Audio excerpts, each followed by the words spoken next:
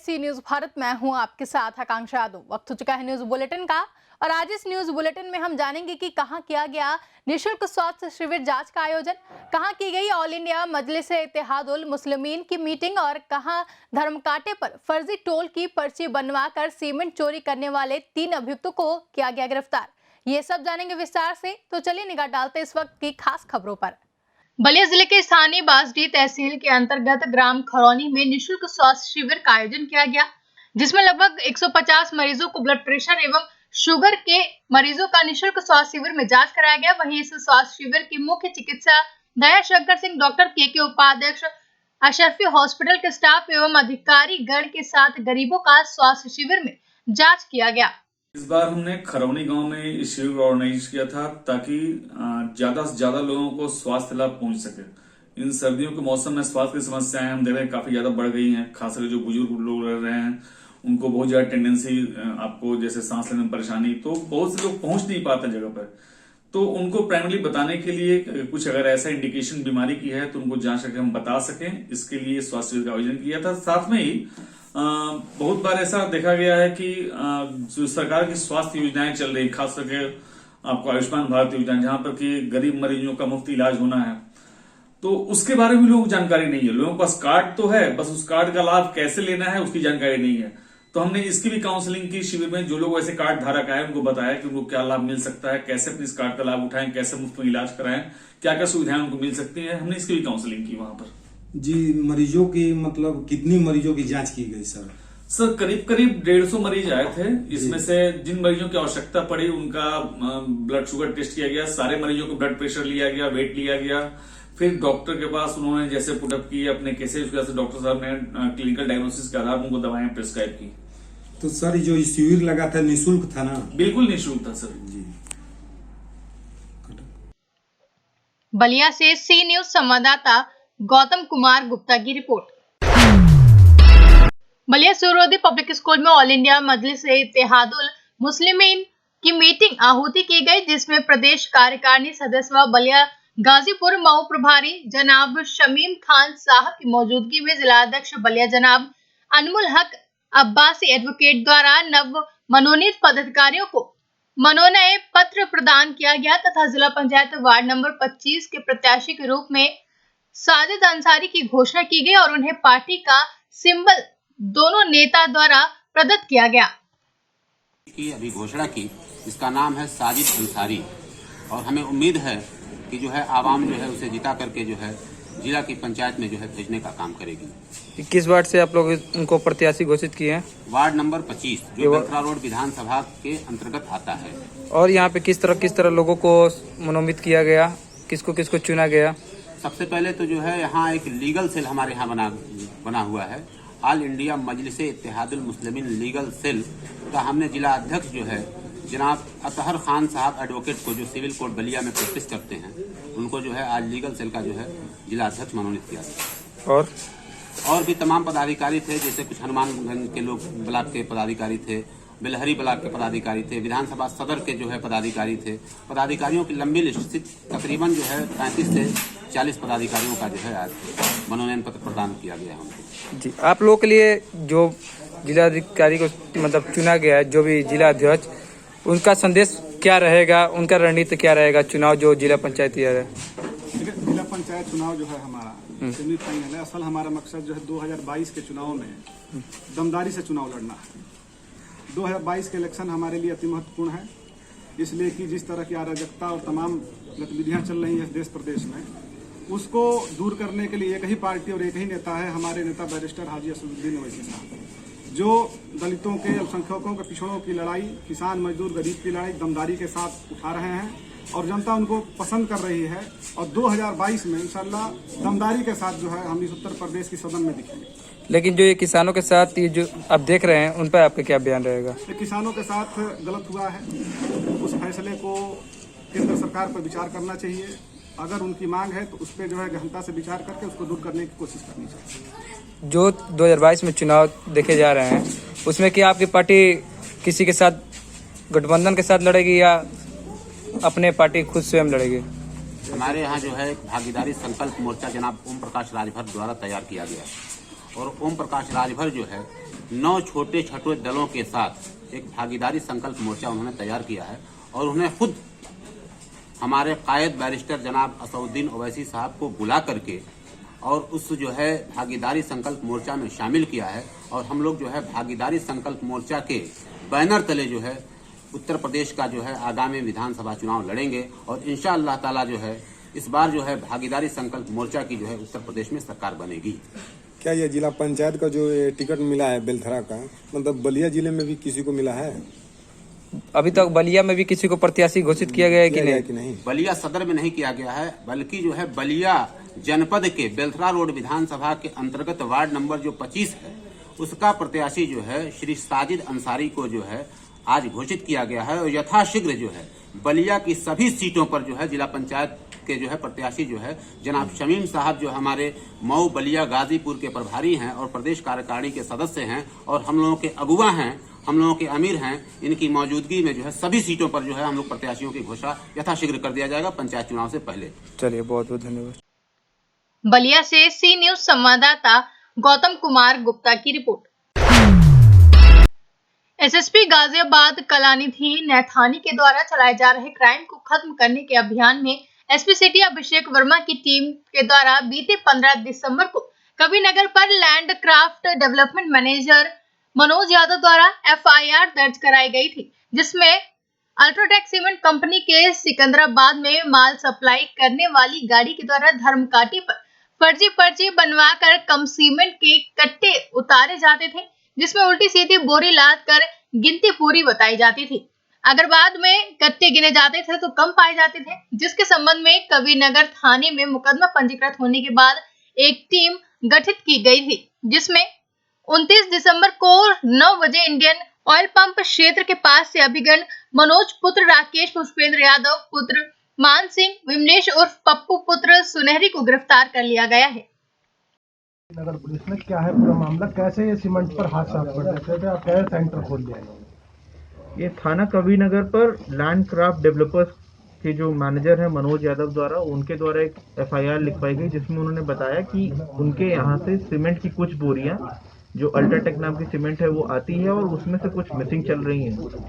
जब इसकी तफ्तीश पुलिस द्वारा की गई तो पाया गया कि इस पूरी सीमेंट की जो गायब करने के पीछे कहानी है वो ये थी कि इस गैंग में पुष्पेंद्र नाम का एक व्यक्ति था जो एक फर्जी सीमेंट का स्टोर चलाता था और वो ट्रक ड्राइवर जिसमें ये सीमेंट लद करके आती थी और धर्म काटे का ऑपरेटर जहाँ पे ट्रक को नापा जाता था, इसका मेजरमेंट लिया जाता, वेट लिया जाता था, उन सबके साथ साठगांठ करके ये लोग एक गैंग चलाते थे। इसमें पुष्पेंद्र ने जो सीमेंट की जो बोरियां होती थी उसको कुछ कम पैसे में ड्राइवर से खरीद लेता था।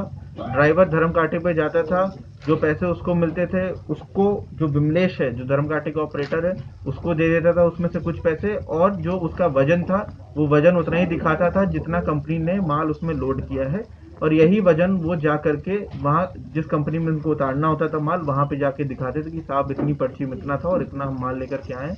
लेकिन जब इसका असली में इस सब सीमेंट की बोरियों को गिना गया, इनका माल देखा गया तो पाया गया कि कई बार जो सीमेंट की जो कंपनी है यहाँ लैंड क्राफ्ट डेवलपर्स की उनको चूना लगा चुके थे और काफ़ी पैसा गबन कर चुके थे। इसमें हमने इन तीनों को गिरफ्तार कर लिया और साथ ही साथ एक जो इसमें ड्राइवर दूसरा है रजनीश, वो फिलहाल फरार है, उसको भी गिरफ्तारी जल्द कर दी जाएगी। सर कितनी कीमत का सीमेंट था और ये कितना माल बरामद हुआ है? ये लगभग एक बार में 60 से 70 हज़ार की सीमेंट की बोरियां गायब करवा देते थे और ऐसा कई बार ये लोग कर चुके थे। तो कुछ न कुछ अभी इसको टोटल कैलकुलेट करके है तो लाखों में इसकी कीमत आएगी। और ये सभी जो सीमेंट की इसमें कुछ बोरियां हैं, इसमें 100 के कट्टे आसपास हैं जो पुष्पेंद्र के गोदाम से हमने बरामद भी कर लिए, वो ट्रक भी सीज कर लिया है, और जो ड्राइवर रजनीश है वो दूसरा ड्राइवर एक फरार चल रहा है। गाजियाबाद से सी न्यूज संवाददाता शहजाद खान की रिपोर्ट।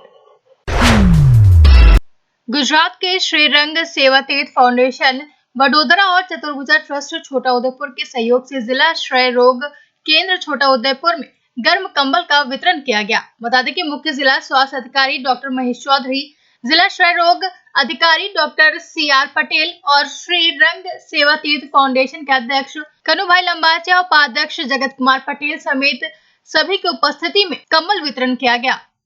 CDO साहब, पटेल साहब, પટેલ સાહેબ બંને જણના માર્ગદર્શનથી અમે સંઘ સેવા ટ્રસ્ટ અને ચાર ભુજા સેવા ટ્રસ્ટ દ્વારા આજે એમના સહયોગથી એમના આદેશ અનુસાર રક્તપિત્ત અને ટીબીના દર્દીઓને બ્લેન્કેટ વિતરણનો કાર્યક્રમ કર્યો છે. એ એમને અમે આદેશ આપ્યો પ્રમાણે કામ કર્યો છે. અમે આવી સેવાકીય પ્રવૃત્તિ કરતા જ રહીએ છીએ. જ્યારે જ્યારે સાહેબનો આદેશ હશે ત્યારે ત્યારે અમે આ કામ કરતા રહીશું.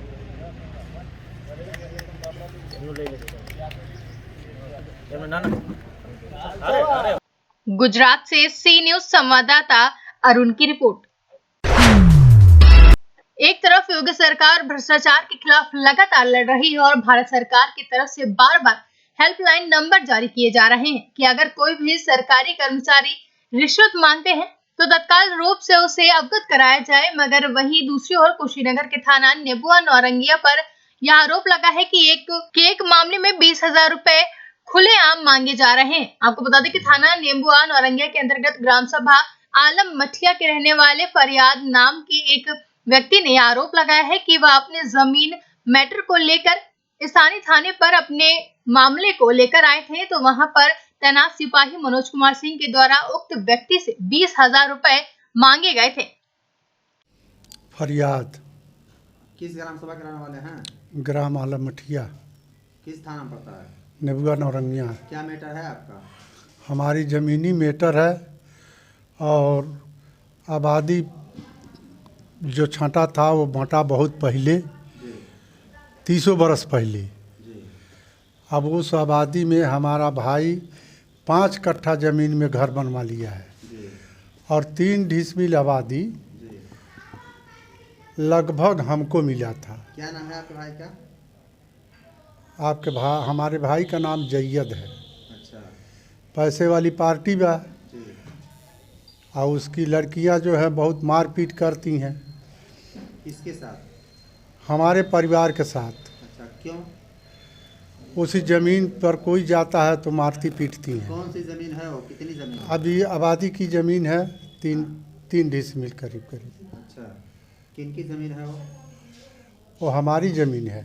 अच्छा, कौन कब्जा किया है उस पर? जैयद कब्जा किया है। कितने दिन पहले? ये तो इतनी वक्त 1 महीना पहले। अच्छा, कितने दिन से आप कब्जा किए हैं उस पर? वो तो 30 बरस से कब्जा है। अच्छा, तो आपने एप्लीकेशन वगैरह दिया? एप्लीकेशन वगैरह सब कुछ दिया थाने पर, जी। कोई सुनवाई नहीं है। थाने पे गए थे आप? गए थे। क्या बोले लोग? जब ये दीवार हमारी तोड़ करके और कटरैन रख लिया जी। तो हम थाने पर गए। हाँ। तो अपना दरखास्त दिए और अपनी बात भी कहे हेड और नायब से। जी। तो उस लोग ने कहा कि मनोज सिपाही के पास जाओ। जी। तो मनोज सिपाही के पास हम आए तो मनोज सिपाही कहे कि 20,000 रुपया हम लेंगे तो चल के कटरैन हटवा देंगे। 20,000 रुपया? 20,000 रुपया। अच्छा, तो क्या हुआ? तो हम मजबूर थे, जी। परेशान थे, गरीब आदमी थे। हमने गया कहीं और जा कर के पैसा जो है ब्याज पर लाया और ले आ कर के दिया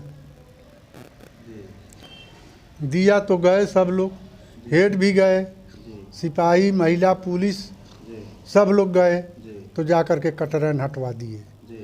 तो भी अभी दीवार कुछ बाकी था। उसके बाद दीवार फिर तोड़ करके हमारी मिट्टी को बराबर कर लिया। कौन बराबर कर लिया? जैयद। भाई? हाँ, हमारा भाई। तो आगे क्या हुआ? उसके बाद हम दरखास्त फिर जा कर के दिए, कोई सुनवाई नहीं हुआ। 100 नंबर आया, डांट करके गया। 2 बजे रात के तोड़ रहे थे तो फिर 100 नंबर आया, डांट करके गया। 3 बार 100 नंबर गया है और डांट हरक के गया है, लेकिन वही काम करता है। फिर दोबारा थाने पे नहीं गए हैं? नहीं, थाने पर गए, दरखास्त दिए, 200 दरखास्त दे चुके हैं, कोई सुनवाई नहीं हो रहा। क्या कह रहे हैं लोग? जो लोग हैं उसमें जिसको दरखास्त दिया जाता है वो ये कहता कि हेड के पास जाओ। कौन है वो? सिपाही, नायब साहब भी कहते हैं कि हेड के पास जाओ। अच्छा, आपके हल्के के जो नायब हैं? हाँ। क्या नाम है? नाम मालूम है? क्या नाम है जो नायब है उधर के? क्या नाम है? अरविंद। अरविंद कुमार? हाँ। अच्छा, क्या कहते हैं वो? कहते हैं कि हेड के पास जाओ। जब 20,000 रुपये लिए तब नहीं कहे लो? नहीं, अच्छा, तो क्या चाह रहे हैं आप? हम चाह रहे हैं कि मान लीजिए हमारी ज़मीन है हाँ वो हमको मिल जाए। जी। अच्छा ये बताइए, थाने पे पुलिस आपसे 20,000 रुपये ली है, हाँ, इसका कोई सबूत है आपके पास? दूसरा कौन सबूत है? हम दिए हैं तो हम ही कहेंगे। कहाँ पे दिए पैसा? वो थाने में ला के दिए हैं या घर पे? थाने पे दिए हैं, जो महिला पुलिस आवास बना है हाँ। उसी के अंदर घुसे मनोज सिंह हाँ। और उसी के अंदर लिए, मनोज सिंह खुद अपने हाथ में लिए? अपने हाथ में लिए। अच्छा, चलिए ठीक है। अच्छा ये जो जितना मामला है, हाँ। आप अपने यहाँ के जो प्रधान है, ग्राम प्रधान है, हाँ उनको बताए हैं? आप हाँ, प्रधान जानते हैं? ग्राम प्रधान से डेली जाते हैं सुबह हाँ। और बात होती है, वो कहते हैं कि हम बात कर लिए हैं। कुशीनगर से सी न्यूज संवाददाता राशिद बिल्ला के साथ हरिओम तिवारी की रिपोर्ट। खबर ललितपुर से है, जहां एक अज्ञात व्यक्ति का शव मिलने से क्षेत्र में सनसनी फैल गई है। थाना बानपुर अंतर्गत उदयपुरा गांव में आज एक व्यक्ति का शव मिलने से सनसनी फैल गई है। वहीं प्राप्त जानकारी के अनुसार सूचना पाकर मौके पर बानपुर पुलिस ने शव को कब्जे में ले लिया है। वह पूछताछ करने पर उक्त व्यक्ति की पहचान नहीं हो पाई है। मृतक की उम्र करीब 28 वर्ष बताई जा रही है। वहीं मृतक ने फांसी लगाई है या उसकी हत्या कर शव को वहां लटकाया गया है। फिलहाल यह जांच का विषय है और मामला अभी संदिग्ध बताया जा रहा है। ललितपुर से सी न्यूज संवाददाता देवेंद्र यादव की रिपोर्ट। फिलहाल के लिए न्यूज बुलेटिन में बस इतना ही। देश और दुनिया की तमाम बड़ी खबरों के लिए जुड़े रहे सीरीज भारत के साथ। हर खबर आपके साथ, आपके हाथ।